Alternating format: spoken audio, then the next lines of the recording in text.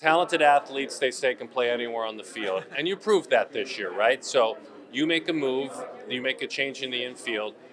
How much does it mean that you're standing here as a Gold Glover, understanding you made a move prior to this season? Yeah, I mean, I've been on the right side of the field before.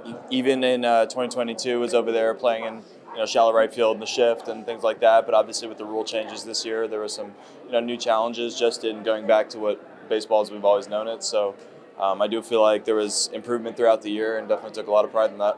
So tell me a little bit about your double play partner. I got his thoughts on you. I'd love your thoughts on him.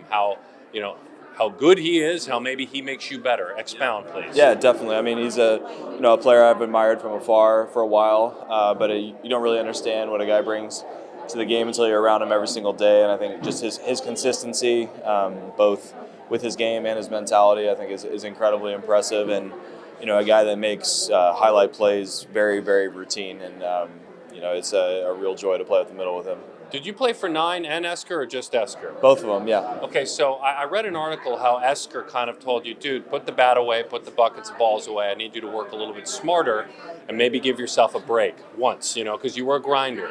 Have you learned as you've gotten older how to let it breathe sometimes, how to work smart? And explain that, how your work has evolved as you've gotten older. Yeah, no, it's a great point. I mean, I think working hard is the bare minimum at this level. Everyone works hard, right? So it's honestly something you mentioned Dansby, but both him and Ian Happ, who are winners tonight, are guys that have helped me a lot, just in watching how they prepare, and guys that are playing 158, 162 games a year at the highest level on both sides of the ball, and that's everything that I've wanted to be as a player, and just learning what's sustainable and efficient, and that's been a huge benefit for me and something I'm still improving at.